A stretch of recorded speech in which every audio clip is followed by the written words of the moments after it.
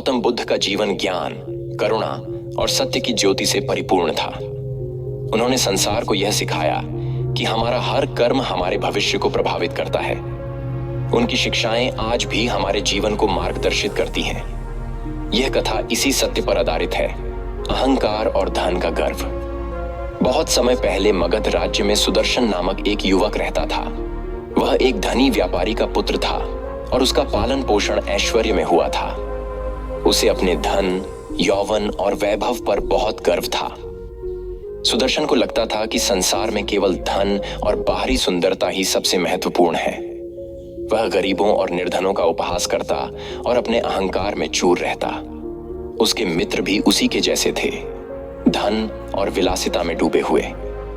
एक दिन जब वह अपने मित्रों के साथ महल के बगीचे में बैठा था, तब उसने एक वृद्ध भिखारी को देखा जो भोजन के लिए विनती कर रहा था। सुदर्शन और उसके मित्रों ने उस भिखारी की हंसी उड़ाई और उसे दुत्कार दिया, लेकिन भिखारी शांत रहा और उसने कहा, पुत्र, अहंकार मत करो। यह संसार कर्मों के अनुसार फल देता है। तुम्हारे कर्म तुम्हारे भविष्य का निर्धारण करेंगे। सुदर्शन ने उस वृद्ध की बातों को अनसुना कर दिया और हंसते हुए अपने महल की ओर लौट गया। वह नहीं जानता था कि नियति उसके लिए कुछ और ही योजना बना रही थी। बुद्ध का आगमन। कुछ समय बाद पूरे मगध राज्य में यह खबर फैल गई कि गौतम बुद्ध अपने शिष्यों के साथ नगर में पधारे हैं।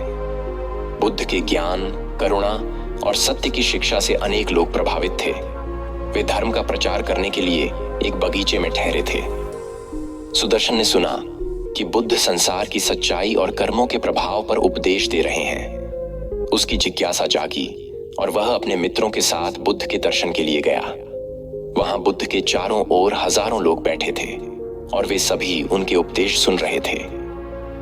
बुद्ध ने कहा, पुत्रों, यह संसार कर्मों का प्रतिफल है। जैसे वृक्ष का फल उसके बीज पर निर्भर करता है, वैसे ही मनुष्य का जीवन उसके कर्मों से निर्मित होता है। सुदर्शन ने यह सुना और उपहास करते हुए कहा, हे बुद्ध, यदि कर्म ही जीवन का आधार है, तो क्यों कई दुष्ट लोग सुखी जीवन जीते हैं और कई सज्जन लोग दुख भोगते हैं।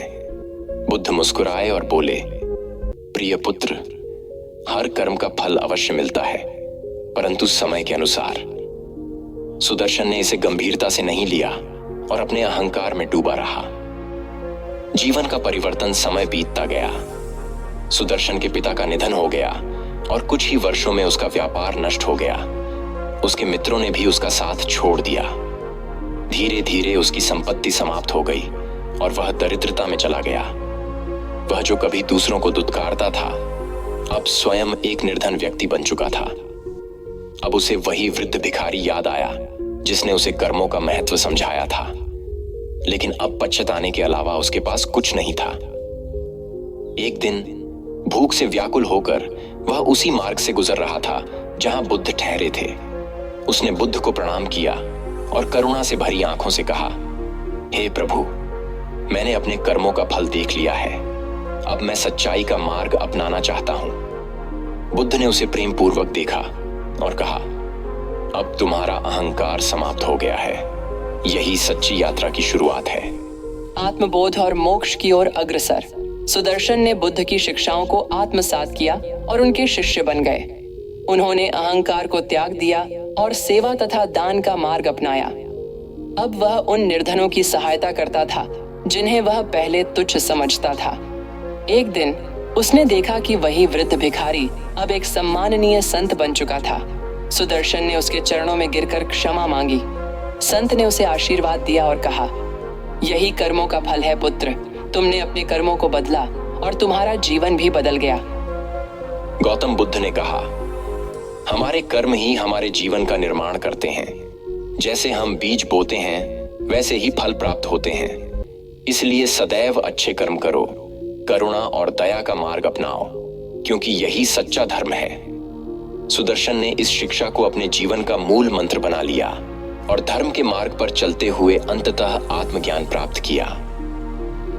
यह कथा हमें सिखाती है कि अहंकार, धन और बाहरी सुंदरता क्षणिक हैं, लेकिन हमारे कर्म ही हमें सच्चा सुख प्रदान करते हैं। इसलिए हमें हमेशा अच्छे कर्म करने चाहिए। क्योंकि कर्मों का फल अवश्य मिलता है। महात्मा बुद्ध अपने शिष्यों के साथ विभिन्न स्थानों की यात्रा किया करते थे। वे जहां भी जाते वहां के लोगों को धर्म और सदाचार का मार्ग दिखाते।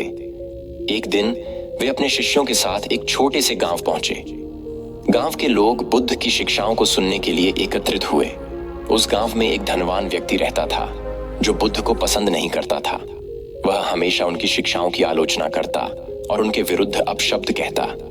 जब उसे पता चला कि बुद्ध उसके गांव में आए हैं तो वह क्रोधित हो गया और बुद्ध के पास जाकर अपमानजनक शब्द कहने लगा। बुद्ध शांत भाव से उसकी बातों को सुनते रहे और मुस्कुराते रहे। जब वह व्यक्ति अपनी बात कह चुका तो बुद्ध ने शांत स्वर में पूछा, यदि कोई व्यक्ति किसी को उपहार देता है और वह उसे स्वीकार नहीं करता तो उपहार किसके पास रह जाता है? वह व्यक्ति कुछ सोचकर बोला, अगर कोई उपहार स्वीकार नहीं करता तो वह उपहार उसी के पास रह जाता है जिसने उसे दिया है। बुद्ध मुस्कुराए और बोले, ठीक वैसे ही जब कोई मुझे अपशब्द कहता है और मैं उन्हें स्वीकार नहीं करता तो वे अपशब्द भी उसी के पास रह जाते हैं जिसने उन्हें कहा है। उस व्यक्ति को अपनी गलती का एहसास हुआ। उसने बुद्ध से क्षमा मांगी और उनका अनुयायी बन गया। कहानी का निष्कर्ष, यह कहानी हमें सिखाती है कि हमें किसी के अपशब्दों से प्रभावित नहीं होना चाहिए। यदि हम शांति और धैर्य बनाए रखें तो हम अपने जीवन को सकारात्मक दिशा में ले जा सकते हैं। कर्मों का फल हमें हमेशा मिलता है, चाहे वह अच्छा हो या बुरा। हम उम्मीद करते हैं कि आपको हमारा मोटिवेशनल स्पीच पसंद आया होगा।